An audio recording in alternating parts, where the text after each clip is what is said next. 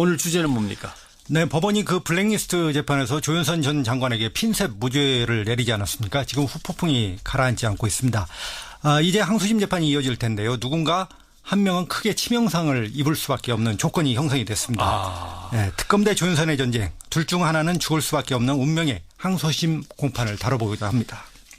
분명한 것은 무죄라고 풀려난 건 아니고, 징역 1년에 집행유예를 받은 거죠. 특검이 그래도 충격은 상당히 받았을 것 그러니까 같아요. 블랙리스트, 중요한 것은 블랙리스트 관련해서는 무죄가 선고된 거고요. 국회 의중죄에 대해서는 유죄가 선고가 된 거죠. 결국 그러면 본인 입장에서는 뭐 마찬가지일 수는 있지만 그러나 엄연히 블랙리스트에서는 무죄다 이거군요. 그렇죠. 자, 그러면 정말 특검의 충격은 대단한 거죠. 네, 그 특검 지난 목요일 날 그 선고가 있었지 않습니까? 네. 상당히 그 멘붕 상태에 빠져 있었습니다. 조윤선 무죄에 대해서는 전혀 예상을 못했던 것 같습니다. 당시 그 판결이 나고 제가 바로 한번 통화를 특검 관계자와 시도를 했는데 어떤 반응도 내놓지를 못하더군요. 좀 완전히 허가 찔렸다는 그런 인상이었습니다. 네. 그럼 특검으로서는 그냥 충격에 빠져 있을 수는 없죠. 뭔가를 해야죠. 그렇죠. 주말이 지나면서 그 특검 내부에서는 차라리 잘 됐다 이렇게까지 말할 수는 없지만은 걱정하지 마라. 항소심을 지켜봐라. 반드시 유죄를 입증해서 법정 구속을 시키겠다. 이런 결기 있는 목소리가 나왔습니다. 특검도 그 반쪽짜리 블랙리스트 성격을 받았지 않습니까? 그러니까 그 명예회복을 위해서는 항소심에서 조 전 장관에게 화력을 집중할 수밖에 없는 그런 결기를 내세운 것으로 각오를 밝힌 것으로 그렇게 해석이 됩니다. 그러나 1심에서 무죄로 판결을 받았으니까 조 장관 측에서도 뭔가 자신감은 붙었을 거예요. 곧바로 항소하겠다. 또 다퉈보자. 이렇게 좀 나오고 있는 거 아닙니까? 그렇죠. 1심 판결에서 그 이 조윤선 전 장관이 가장 큰 승리자 아니겠습니까? 아까 말했지만은 그 국회 의중죄가 유죄를 받았지만 블랙리스트 낙인은 일단 벗어나게 됐습니다. 실질적으로 항소 실익이 크지 않을 것이라는 게 그 법조계의 중론입니다. 그렇지만은 특검이 항소할 것이 뻔하지 않습니까? 상황이. 그러니까 기세 싸움에서 밀리지 않겠다라는 계산을 한 것 같습니다. 네. 가장 크게 부딪힐 포인트는 뭡니까? 특검의 불만은 한마디로 요약하면 이런 겁니다. 1심 재판부의 판단은 김기춘 실장이 조윤선 정무수석을 제끼고 그러니까 빼고 조 수석 부하인 정관주 비서관하고 둘이 블랙리스트를 주도했다는 거다. 이게 말이 되냐 이런 논지입니다. 그러나 조 전 장관은 여전히 보고도 안 받았고 지시도 관여도 하지 않았다. 이런 입장이죠. 그래서 보고 지시 관여 이 부분에 대한 그 대공방 불가피합니다. 자, 저는 그냥 바보였어요. 허수아비로 가만히 앉아 있었거든요. 이런 말인데 이 말을 해서라도 빠져나가겠다는 건데. 그렇죠. 투명인간 이제 바지 사장 그래서 나오는 얘기죠. 1심 재판에서도 이 부분이 쟁점이었을 거 아닙니까? 물론 그렇습니다. 1심 재판에서 조 전 장관은 부인을 했지만 조 전 장관이 블랙리스트 존재를 알고 있었다라는 그 진술과 증언들은 상당히 많았습니다. 먼저 그 박준호 전 수석 그러니까 조윤선 전 수석의 전임자입니다. 2014년 6월에 이제 바뀌게 되는데요. 이때 업무 인수 인계를 해주는데 박 전 수석이 세월호, 사대약, 그다음 블랙리스트 이것이 그 정무수석의 핵심 업무다. 이를 너댓가지를 얘기를 해줍니다. 그러니까 처음에는 조 수석이 듣고 있다가 웃으면서 들었다고 합니다. 그런데 점차 듣다가 나중에는 표정이 아주 어두워졌다. 이렇게 그 박준호 수석이 진술을 했습니다. 그러니까 조 수석이 이렇게 많은 이런 일까지 다 해야 됩니까? 이렇게 얘기를 했다고 합니다. 그리고 그 또 신동철 정무비서관 진술도 있습니다. 이 신동철 정무비서관도 조 수석에게 이제 첫 업무 보고를 하게 되는 것이죠. 그러면서 이제 블랙리스트를 언급했다는 진술인데요. 수석님, 보조금 좌파 지원 배제는 비서실장의 관심 사항입니다. 관련 조치 내역과 보고서도 비서실장과 대통령에게 보고를 했습니다. 그러니까 혹시 비서실장이 물을 수 있으니까 알고 계십시오. 지원 배제는 교문수석실이 해야 될 일인데 정무수석실로 책임을 미룹니다. 이런 불만까지도 전달을 했습니다. 그러니까 상당히 조 수석이 몰랐다는 것은 일반인 입장에서는 상당히 납득하기 어려운 것이죠. 보고를 하면서 이건 김기춘 실장이 아주 관심을 갖고 있는 건데 좌파들한테는 아무것도 돈을 주지 않고 지원도 안 하고 이렇게 하는 겁니다. 다 이미 대통령까지 보고가 됐습니다. 예, 혹시 물어보면 대답은 하셔야 됩니다. 이런 얘기죠. 그렇죠. 자기 상관이 어정쩡하게 아무것도 몰라서 두리번거릴 수는 없는 거니까 얘기는 해야 되는 건데. 그렇죠. 그럼 1심 재판부는 이렇게 분명히 알고 계셨습니다. 보고도 다 드렸습니다라고 하는 주장을 어떻게 배척을 한 거죠? 그러니까 이제 특검은 재판부가 무죄를 쓰겠다 이렇게 미리 결론을 내렸다 이렇게 해석을 하는 것이죠. 불리한 진술은 배척을 시키고 유리한 진술만 채택을 해서 조 전 장관에게 무죄를 선고했다 이렇게 분석을 하는 것입니다. 이것도 좀 막연한 주장인 것 같은데 재판부가 무죄를 상정하고 유리한 주장들을 다 배척해서 특검이 졌다. 근데 과연 그럼 항소심에서 이런 논쟁은 다시 재현되는 건데 특검은 그럼 어떻게 해야 될 겁니까? 넘어야 될 사안이 좀 커 보이는데요. 사실 좀 판결문을 보면은 납득하기 어려운 면들이 있긴 있습니다. 우선 특검이 그 첫 번째로 넘어야 될 사안은 그 조윤선 이 전 장관이 법률 기름장어 같은 그 달변가입니다. 그러니까 이것을 어떻게 극복할 것이냐 이게 가장 큰 그 숙제로 보이고요. 재판을 지켜보면은 조 전 장관은 법률가 이고 아까 말했듯이 그 달변가인데 쟁점을 교묘하게 요리조리 그 해체해가는 수법이 뛰어났다는 그런 인상을 받았습니다. 해체. 네네. 법정에서 있었던 그 한번 증언을 재현을 해보면요. 검찰 측이 이렇게 조윤선 장관을 상대로 그 신문을 합니다. 그 영화 개구리 그다음에 영화 그 다이빙벨 상영을 청와대가 김기춘 실장이 하지 못하게 막았습니다.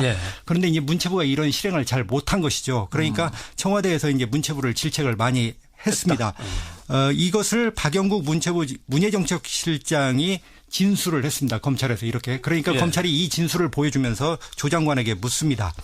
2016년 9월에 문체부 장관에 취임한 뒤 박 실장에게 문체부 보조금 지원 사업의 지원 배제자를 선별하는 메커니즘이 있다는 보고를 받지 않았습니까? 이렇게 이제 묻는 거죠. 그렇죠. 블랙리스트죠.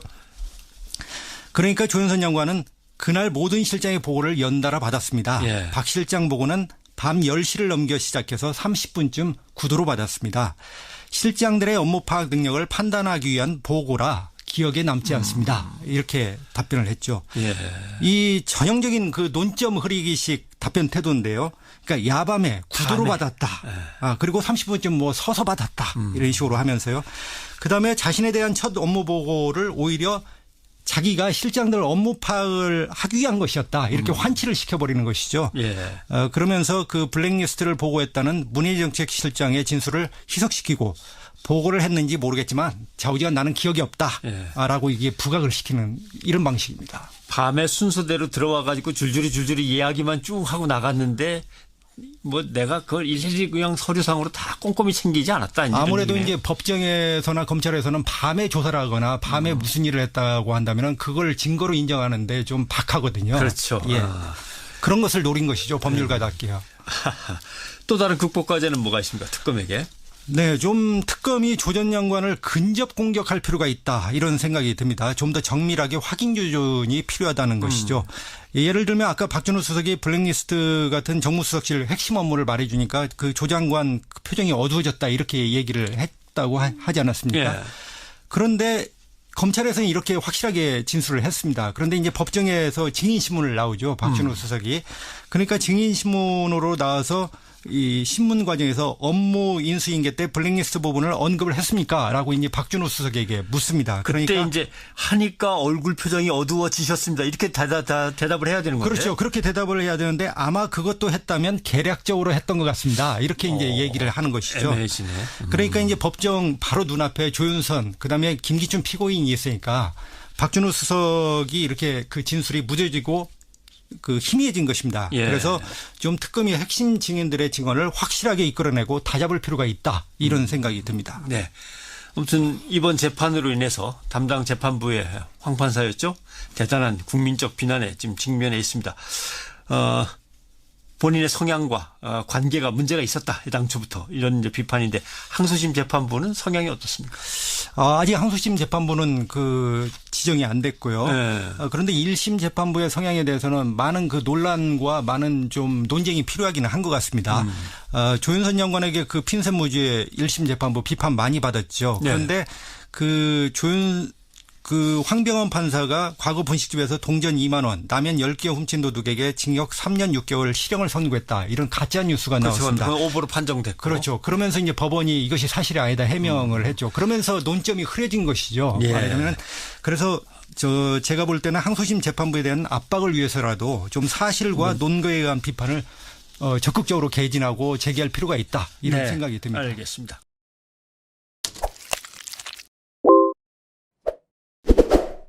어떤 반응도 내놓지를 못하더군요. 좀 완전히 허가 찔렸다는 그런 인상이었습니다. 예. 그럼 특검으로서는 그냥 충격에 빠져 있을 수는 없죠. 뭔가를 해야죠. 그렇죠. 주말이 지나면서 그 특검 내부에서는 차라리 잘 됐다 이렇게까지 말할 수는 없지만은 걱정하지 마라. 항소심을 지켜봐라. 반드시 유지를 입증해서 법정 구속을 시키겠다. 이런 결기 있는 목소리가 나왔습니다. 특검도 그 반쪽짜리 블랙리스트 성적을 받았지 않습니까? 그러니까 그 명예회복을 위해서는 항소심에서 조 전 장관에게 화력을 집중할 수밖에 없는 그런 결기를 내세운 것으로 각오를 밝힌 것은. 충격은 뭐 상당히 받았을 것 그러니까 같아요. 블랙리스트 중요한 것은 블랙리스트 관련해서는 무죄가 선고된 거고요. 국회 의증죄에 대해서는 유죄가 선고가 된 거죠. 결국 그러면 본인 입장에서는 뭐 마찬가지일 수는 있지만 그러나 엄연히 블랙리스트에서는 무죄다 이거군요. 그렇죠. 자, 그러면 정말 특검의 충격은 대단한 거죠. 네, 그 특검 지난 목요일 날 그 선고가 있었지 않습니까? 상당히 그 멘붕 상태에 빠져 있었습니다. 조윤선 무죄에 대해서는 전혀 예상을 못했던 것 같습니다. 당시 그 판결이 나고 제가 바로 한번 통화를 특검 관계자와 시도를 했는데 가장 크게 부딪힐 포인트는 뭡니까? 특검의 불만은 한마디로 요약하면 이런 겁니다. 1심 재판부의 판단은 김기춘 실장이 조윤선 정무수석을 제끼고 그러니까 빼고 조수석 부하인 정관주 비서관하고 둘이 블랙리스트를 주도했다는 거다. 이게 말이 되냐 이런 논지입니다.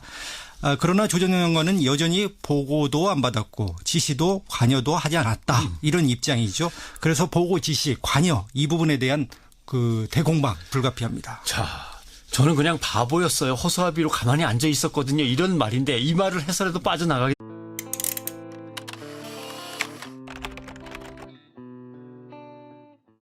오늘 주제는 뭡니까? 네, 법원이 그 블랙리스트 재판에서 조윤선 전 장관에게 핀셋 무죄를 내리지 않았습니까? 지금 후폭풍이 가라앉지 않고 있습니다. 이제 항소심 재판이 이어질 텐데요. 누군가 한 명은 크게 치명상을 입을 수밖에 없는 조건이 형성이 됐습니다. 네, 특검 대 조윤선의 전쟁. 둘 중 하나는 죽을 수밖에 없는 운명의 항소심 공판을 다뤄보고자 합니다. 뭐 분명한 것은 무죄라고 풀려난 건 아니고 징역 네네. 1년에 집행유예를 받은 거죠. 특검이 그래도 그렇게 해석이 됩니다. 그러나 1심에서 무죄로 판결을 받았으니까 조 장관 측에서도 뭔가 자신감은 붙었을 거예요. 곧바로 항소하겠다. 또 다퉈보자. 이렇게 지금 나오고 있는 거 아닙니까? 그렇죠. 1심 판결에서 그 이 조윤선 전 장관이 가장 큰 승리자 아니겠습니까?